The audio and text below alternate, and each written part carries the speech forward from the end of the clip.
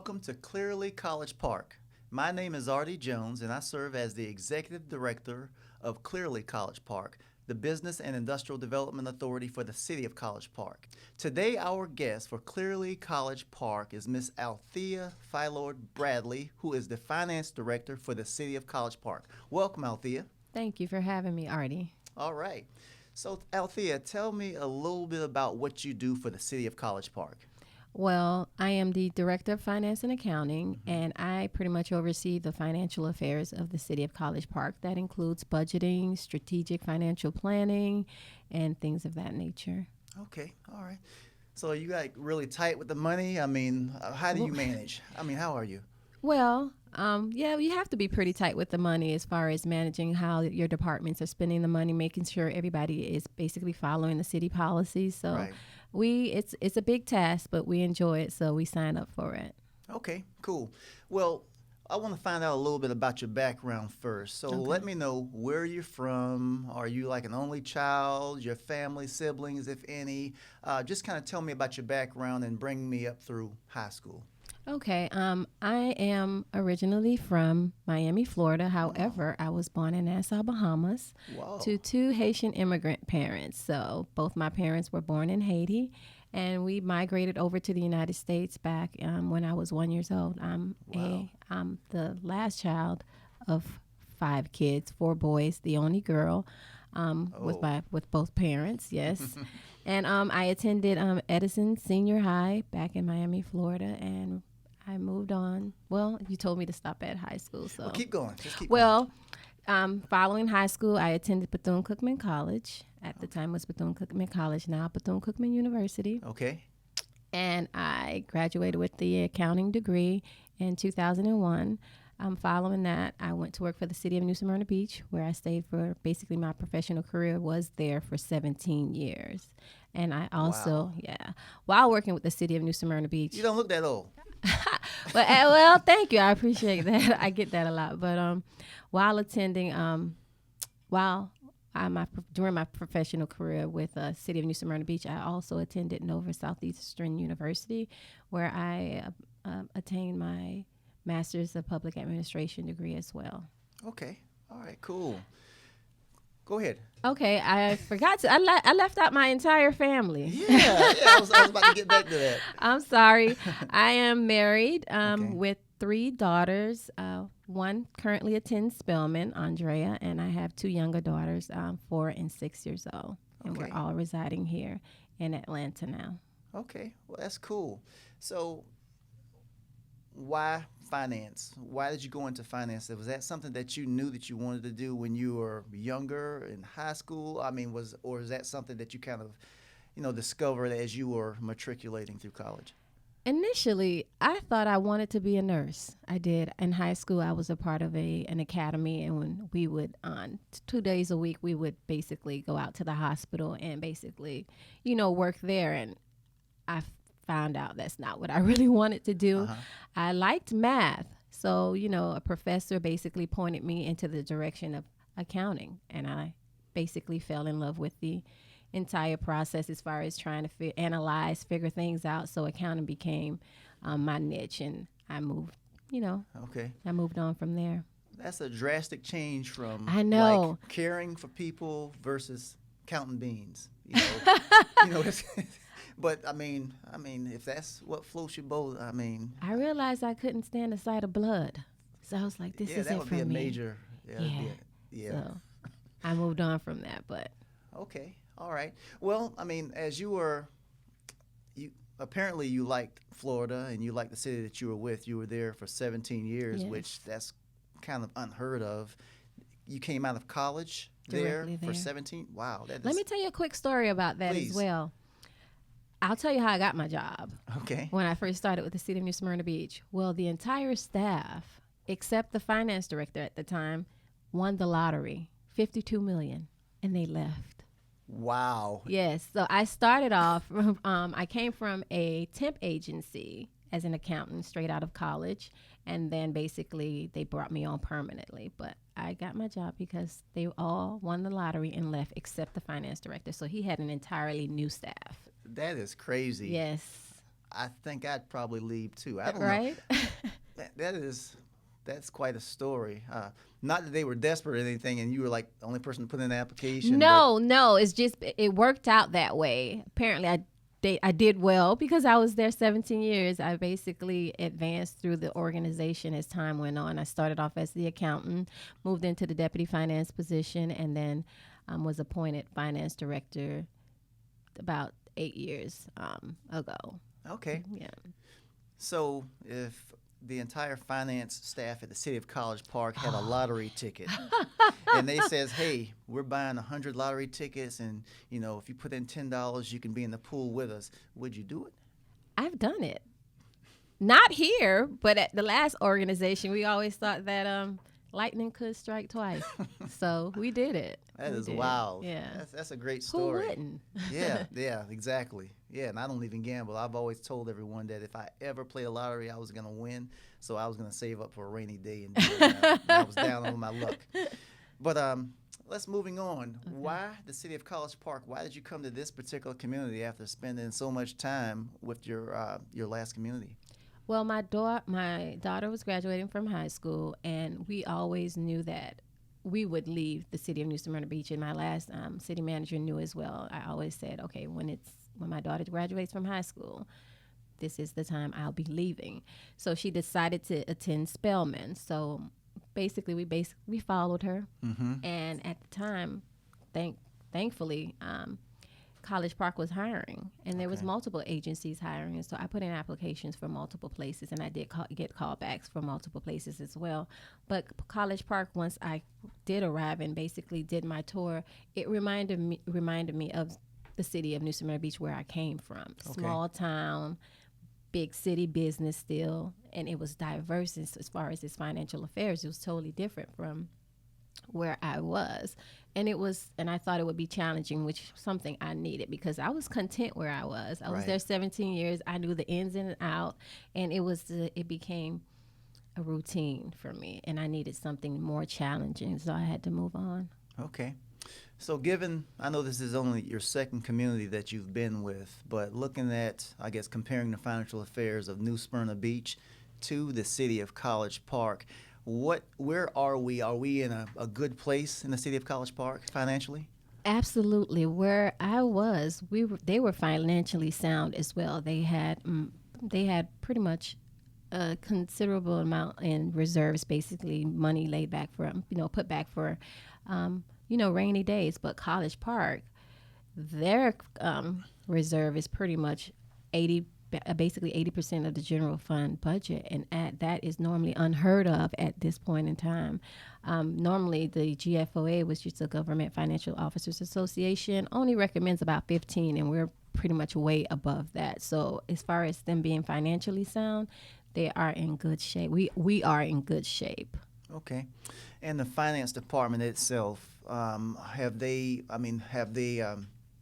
received any type of awards as far as their ability to be able to manage the funds of the city? Yes, we have received numerous awards from the GFOA. One is for the CAFR certification. We receive that every year. They've been receiving it every year since I can think back. And also the budget award from the GFOA.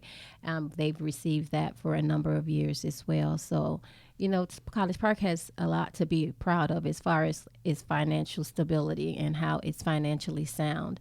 Most cities depend on their tax base, but because of the diverse activity and financial affairs that College Park is involved in, they don't have to heavily depend on their tax base. Where I came from, the tax base basically funded the general fund, where here it's totally different. There's so many other sources of revenue that come in to help fund the entire city. So they don't have to depend on one source in order to make ends meet.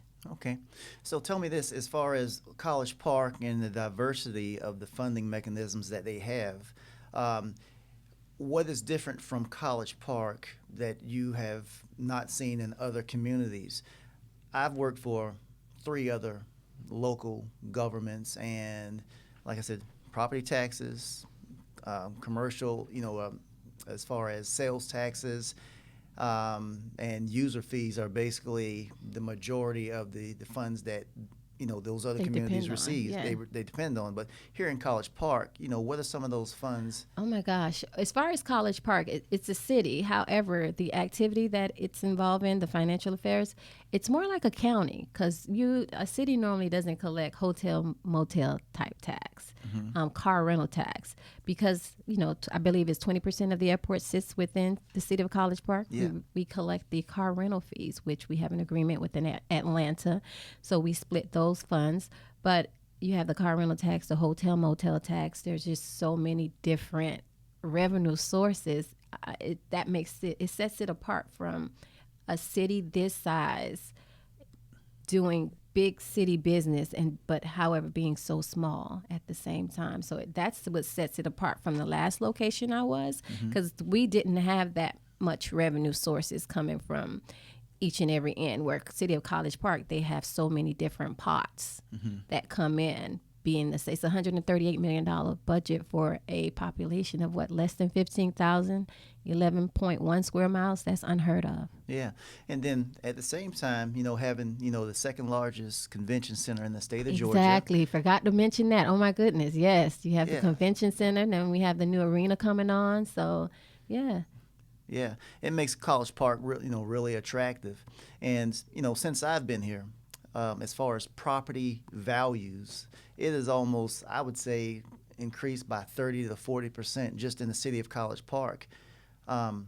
Since I work in development, I've seen the property that we've been selling sell anywhere from $150,000 per acre when I first got here to well over $400,000 and $500,000 in those very same areas. So, property values are increasing. I feel that the quality of life here is, great in that we have a number of parks. Have you ever heard of a city of 15,000 people having 3 recreation centers? I'll tell you a story about that. During my interview, that's one thing I did point out. Say, you sure do have a lot of parks here, because I did go through their CAFR and their budget book, and I noticed how many parks the city of College Park had. So yeah, that's another thing as far as the amenities that we provide is, I think, is outstanding. Okay, now we're gonna kind of zoom forward or move forward. You've heard about a lot of the development that's been going on around the city of College Park. We have, one hotel that's under construction, the Marriott AC, 220-room hotel at the Gateway Center. We have the Sheraton Hotel that will be coming online probably by December 2019, breaking ground on that hotel. And then we have 2 additional hotels that will locate beside Spring Hill Suites. 1 building, 2 hotels, a dual brand, True by Hilton, and a Home 2 Suites hotel coming online, 300 additional rooms. Wow. With the new development coming online and the new tax revenue base and, taking consideration the airport city, which is about 320 acres of development, 220 developable acres. What situation do you think the city of College Park will be in the future as far as growth, tax base, the ability to do different things? Well, as far as I know, with growth, you need more police. You need more fire. But public safety would be primarily your biggest your operating expense that we would have to increase. And I think a lot of the tax revenue would basically go towards making sure that those areas are safe and we have the correct infrastructure to protect those buildings. But as far as tax base, I don't know whether or not we're providing any incentives. Yeah. Well, as far as if you look at the Airport City project by itself, there are the incentives that will be available will be incentives for infrastructure. And that's coming from the TAD, which you're familiar with, the tax allocation district. So it'll kind of be a wash there.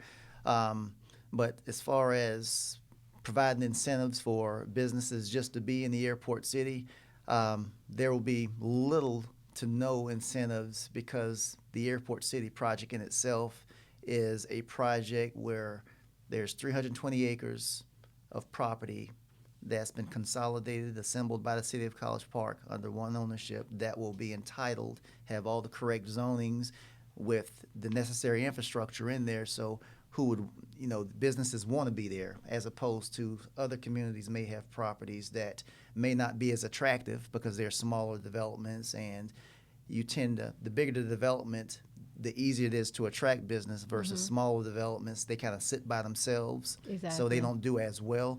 So there will probably be, like I said, very little incentives just because things are hot. The economy is great.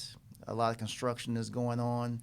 Finances seem to continue to improve. Yes. Interest rates are continue to drop. So I feel that, we will not be providing a great deal of incentives.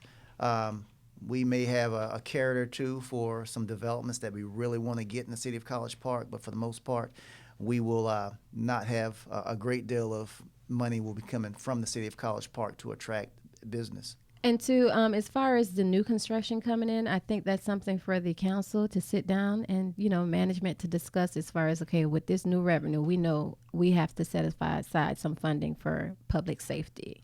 That'll be number one. But also the people that are coming into the city, how do we keep them in the city? How do we attract them from staying here and not going out to your Camp Creek parkways and things of that nature? Do we invest in something that keeps them here? I think that'll be a discussion that should be made prior to the developments coming in, as far as how are we going to funnel this money through, and to make sure that we not only put up these infrastructures for them to go outside the city, but to stay within the city. Yeah, and I think that's my primary job in the city is to go out and attract the development and kind of get it going. I really don't have in mind what we need to do with the money after the fact. That's your thing. So I feel that I guess you working with the city council and working with development, that we can kind of have a plan so that we're not just taking in money and I guess having a bigger savings account, but we're actually investing to improve the quality of life, infrastructure, downtown parking. You've experienced that recently. Things are booming in downtown College Park. You can't find a parking space. People are parking all along the streets, but they're enjoying it. It's a very vibrant atmosphere, and like you said, infrastructure is truly going to be I feel it, an area that we need to have some significant investment and improvement in the very near future. Back in the city of New Smyrna Beach, we had something called the Community Redevelopment Agency, and we had a downtown area that was pretty much dead. And what we did with the funds is we provided incentives for businesses to come in and improve. And what we did basically, if they wanted to, say for instance, open a business in the city of College Park, what we would then do is basically go half with them on whatever whatever their plan was. If they wanted to open a eyeglass doctor place, we would. If it cost $400,000, the city would provide $200,000, but it would require, and they did that, but it would require for the agency to first put up the funds. So basically, it was a reimbursement. Reimbursement. We didn't just hand over $200,000; they had to spend it in order for us to reimburse them. But we did that a lot, and basically, when my new city manager started there, we had $11 million that just was sitting. They couldn't figure out what to do with it. So when she came in, she took it upon herself to have, force the council to have a vision. What do you want us to do with this money? And then they came up with this strategic plan. And by the time I left, there was no money left. Wow. Yeah. That's a great project. Okay. So tell me this. You said it's your family. You're married, have 3 kids. One's in college, 6 and a 4-year-old, I believe. How do they like the city of College Park? They love it. They love it. I come from a small area. It's the beach. It's all beach. But here, there's so much to do. You're a small city, but you have so many other, sister cities around you. And they're basically, you turn a corner and you're in another city. But they just like the diversity of everything here. So, and pretty much the small city was more industrial versus commercial and things of that nature. So being here, there's just so much more for them to do. So they love it. My kids love it here. Yeah. My family too. Yeah. Well, same with my family. Moving here to College Park, there were so many more diverse activities that they can be involved in. My kids involved, they enjoyed, acting. They're Oh, thespians. They enjoyed singing, dancing, and we were very limited where I came from. And if we wanted to get more involved, we'd have to drive almost 30 to 45 minutes to, a larger metropolitan area for that. True. But here, it's kind of like it's right around the corner. Exactly. 10 minutes away, and you have it. And then to be able to, touch and see the people that you see on television or that you might see on the ball field on Sunday afternoons and, on Thursday nights, it's really incredible being here in the city of College Park. And also my daughter at Spelman, the support she receives from the alumni and Morehouse, it's unmatched. So she loves it here as well. So I think we made the right decision by coming here. I miss Florida. I miss the beach. I think the kids miss the beach the most, but we made the right decision. So. Yeah. And then as far as your younger two, I know that you have one over at Woodward Academy. Well, two now. Two? Yeah, one's in pre-K and the other is in first grade, yes. Man. And one drop off. Not two. Sweet. Yes. Yes, so that saves a lot of time. Right. Yeah, well, I think great educational institutions is definitely a great sell whenever I'm trying to market the community. A lot of your major corporations want to know what is the education like in a particular area and what can, what will be available for my employees and their family. Exactly. Yeah, that was a concern of mine when I first, when I was looking at College Park and started to look at the schools. And I did find, prior to my youngest attending Woodward, she was at the Learning Academy for the preschool, and she loved it there as well. It's just that for me, it was easier to just have one drop out versus two. So I was really, you have that look on your face because I know where you're going. The price. Yes. Yeah, it's a little steep, but, I look at it as an investment. If I'm at peace, my kids will be at peace. So for me, it's more so right now it works for me. I don't know. I hope that's the case in the future, but if it isn't, they'll have a strong foundation. A strong foundation is the most important for me. But I know it's a little steep, but when you're investing in your kids, for me, there's, if I can do it, I'll do it. If I can't, I'll, have to make other decisions. But I don't buy any new clothes because all my money goes to education for all three of my kids, Spelman and Woodward. So it's all good. I feel you. I just had one to finish up undergraduate and about to go to law school soon. Oh, congratulations. And then, thank you. And then 3 more on the way going through school. And they are, like you said, it is an investment even into the sporting activities that they're a part of, and because scholarships and the availability of various types of scholarships for whatever they happen to be interested in, dance, cheerleading, wherever. So tell me, what are your goals as the new finance director for the city of College Park? I know that, we're in a good financial situation. Since I work with you, I know that there's been a lot of organization, some changes within the finance department. You've popped my hand a couple of times saying, hey, you need to fill this out and do it this way to make sure that we're continue to stay in good standing with audits. But what are your goals as the new finance and accounting director for the city of College Park? My overall goal is to basically get us to a place, as far as the city, the finance department, if I'm not around, if I walk out the door tomorrow, they'll be able to function without me. That's how I left my last organization. Because basically I came in during a little, I don't know what the right word to use for it. It was a little trying times. So when I first walked through the door, the finance department wasn't fully staffed. They had a turnover after turnover. So basically I'm fully staffed at this point.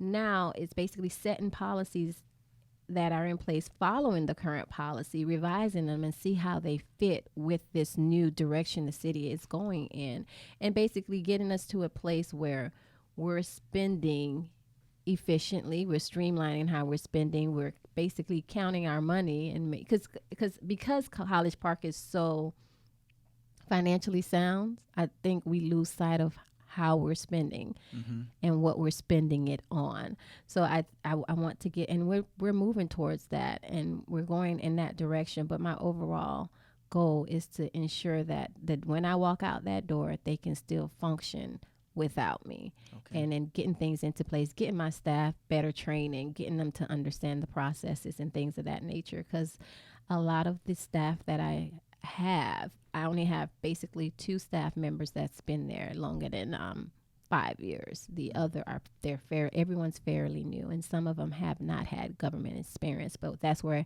I'm a working finance director, and that's where I come into play, because I have to understand what each of my staff member, my employees, what they're doing, because if they walk out the door, I have to be able to, I have to train the next person that comes into the door. So I'm basically training my staff, getting them to a place where I'm comfortable as far as what they're doing, and then making sure when I walk out that door, which won't be anytime soon, but they can run that. You're playing lottery, right? I played the lottery, but leaving behind a legacy. So when you leave, they can say, this last finance director, she was awesome. You know, I still get calls from my former employees. So with that being said, my overall goals for the city, for my department is to, when I walk out that door, they understand that they can function without me. Okay. Well, for our Clearly College Park viewers, is there anything that you would like to leave them with as far as access to you, if they have questions about what's going on?